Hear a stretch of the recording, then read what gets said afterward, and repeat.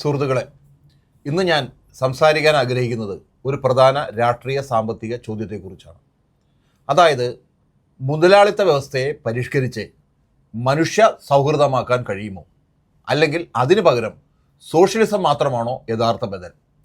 ലോകത്തിലെ പല പുരോഗമന ചിന്തകരും സോഷ്യൽ ഡെമോക്രാറ്റിക് പാർട്ടികളും വിശ്വസിച്ചിരുന്നത് തിരഞ്ഞെടുപ്പിലൂടെ അധികാരത്തിലെത്തുന്ന ഒരു ജനാധിപത്യ സർക്കാർ നിയമങ്ങളും നികുതികളും ക്ഷേമ പദ്ധതികളും ഉപയോഗിച്ച് മുതലാളിത്തത്തെ നിയന്ത്രിക്കാം എന്നായിരുന്നു.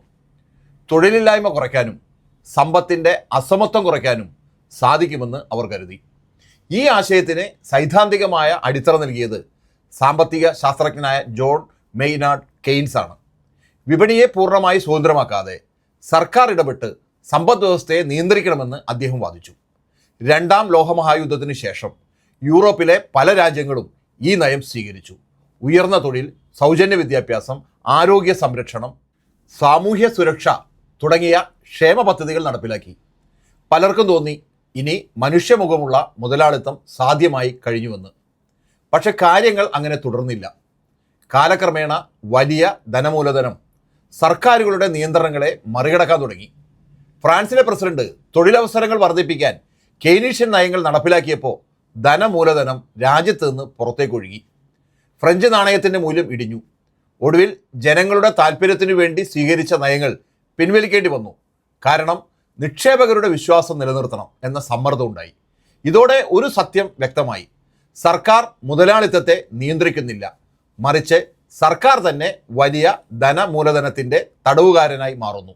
ഇന്ത്യയിലും സ്വതന്ത്രാനന്തരം സമാനമായ ഒരു പ്രതീക്ഷ ഉണ്ടായിരുന്നു. സോഷ്യലിസ്റ്റ് മാതൃകയിലുള്ള സമൂഹം നിർമ്മിക്കാമെന്ന് നേതാക്കൾ പ്രഖ്യാപിച്ചു.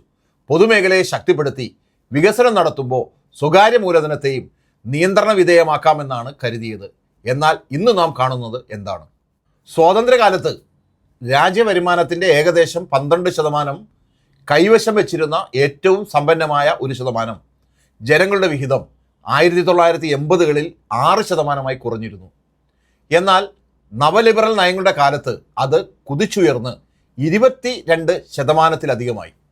അതായത് സമ്പത്ത് കുറച്ചുപേരുടെ കൈകളിൽ കേന്ദ്രീകരിക്കപ്പെട്ടു. അസമത്വം ചരിത്രത്തിലെ ഏറ്റവും ഉയർന്ന നിലയിലെത്തി. എന്തുകൊണ്ടാണ് ഇങ്ങനെ സംഭവിച്ചത്? വളരെ വ്യക്തമാണ്. മുതലാളിത്തത്തിൻ്റെ സ്വഭാവം തന്നെ അതിന് കാരണമാണ്. കെയ്ൻസ് മനസ്സിലാക്കിയത് മുതലാളിത്ത വ്യവസ്ഥയിൽ അരാജകത്വം ഉണ്ടെന്നായിരുന്നു. എന്നാൽ അദ്ദേഹം പൂർണ്ണമായി മനസ്സിലാക്കാത്ത ഒരു കാര്യമുണ്ട്. അത് മുതലാളിത്തം ഒരു സ്വയം വികസിക്കുന്ന ശക്തിയാണ് എന്നതാണ്. അതിനുമേൽ ഏർപ്പെടുത്തുന്ന നിയന്ത്രണങ്ങളെ മറികടക്കാൻ അത് നിരന്തരം ശ്രമിക്കും. മാർക്സ് പറഞ്ഞതുപോലെ മൂലധനം കാലക്രമേണ കൂടുതൽ കേന്ദ്രീകരിക്കുന്നു. ചെറിയ കമ്പനികൾ വലിയ കമ്പനികളായി വളരുന്നു. വലിയ കമ്പനികൾ ഇനിയും വലുതാകുന്നു. ഈ കേന്ദ്രീകരണത്തോടൊപ്പം സർക്കാരിൻ്റെ നിയന്ത്രണങ്ങളെ മറികടക്കാനുള്ള അവരുടെ കഴിവും വർദ്ധിക്കുന്നു. അതുകൊണ്ട് ഇന്ന് ഫലപ്രദമെന്ന് തോന്നുന്ന നിയന്ത്രണങ്ങൾ നാളെയോടെ നിർവീര്യമാകാം. ഇതാണ് കെയ്നീഷ്യൻ ക്ഷേമരാഷ്ട്രങ്ങളുടെ പരാജയത്തിൻ്റെ കാരണം. ധനമൂലധനം ആഗോളവൽക്കരിക്കപ്പെട്ടതോടെ സർക്കാരുകൾക്ക് സ്വതന്ത്രമായി ജനക്ഷേമ നയങ്ങൾ നടപ്പാക്കാനുള്ള ശേഷി കുറഞ്ഞു. അവർ ആഗോള മൂലധനത്തിൻ്റെ താൽപ്പര്യങ്ങൾക്കനുസരിച്ച് പ്രവർത്തിക്കാൻ നിർബന്ധിതരായി. അതിനാൽ നിയന്ത്രിത മുതലാളിത്തം, ക്ഷേമ മുതലാളിത്തം, മനുഷ്യമുഖമുള്ള മുതലാളിത്തം തുടങ്ങിയ ആശയങ്ങൾ സ്ഥിരതയുള്ള യാഥാർത്ഥ്യമല്ലെന്ന് ഈ വിശകലനം പറയുന്നു. അവ താൽക്കാലികമായി തുടരാം, പക്ഷേ മൂലധനത്തിൻ്റെ അന്തർലീന പ്രവണതകൾ ഒടുവിൽ അവയെ തകർക്കും. ഇതാണ് ഇന്ന് ലോകമെമ്പാടും സോഷ്യൽ ഡെമോക്രസികൾ പ്രതിസന്ധിയിലാകുന്നതിൻ്റെയും അതിൻ്റെ സ്ഥാനത്ത് തീവ്ര വലതുപക്ഷവും നവ ഫാസിസ്റ്റ് ശക്തികളും ഉയർന്നു വരുന്നതിൻ്റെയും ഒരു പ്രധാന കാരണം. ഈ വിശകലനം നമ്മെ ഒരു നിഗമനത്തിലേക്ക് നയിക്കുന്നു. മുതലാളിത്തത്തെ പരിഷ്കരിച്ച് ശാശ്വതമായി മനുഷ്യ സൗഹൃദമാക്കാൻ കഴിയില്ലെങ്കിൽ അസമത്വവും ചൂഷണവും അവസാനിപ്പിക്കുന്നതിനുള്ള യഥാർത്ഥ ബദൽ സോഷ്യലിസമാണ്.